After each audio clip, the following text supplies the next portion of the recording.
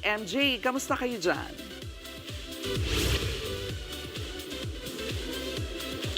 Yes, Jervy, merry pa rin talaga ang vibes ng Pasko, lalo na dito sa Meralco Theater dahil isa ito sa pinakamalaking Christmas parties ng taon, hatid ng MVP Group. Oh my gosh, lahat po na naglalaki ang pangalan ng OPM. Nandito po ngayong gabi. Kanina nga sa rehearsal, naispatan na natin si Popstar Royalty Sara Geronimo. Gosh, kasama niya rin po si Bamboo, mga kapatid.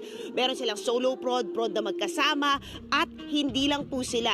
Ngayon sa likuran ko nga, talagang si Papa P, si Piolo Pascual, nagre-ready na para sa kanyang live performance sa MVP Group ng Sandalan, ang Manila's Finest OST. At nandito rin syempre ngayong gabi ang The Dawn, The Company at marami pa pong iba, kabilang na po ang Vibe Jocks natin. And speaking of Vibe Jocks, live na live, kasama din natin sila Quinay and Joao. Hi guys! Oh, anong abangan mga kapatid?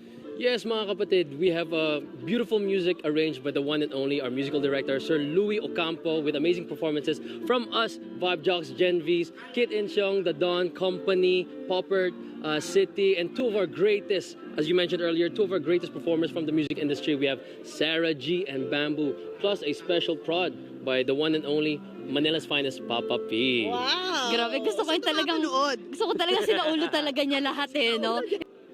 Mukhang pangmalakasan ng tugtugan dyan ngayong gabi. Maraming salamat, MJ Marfor.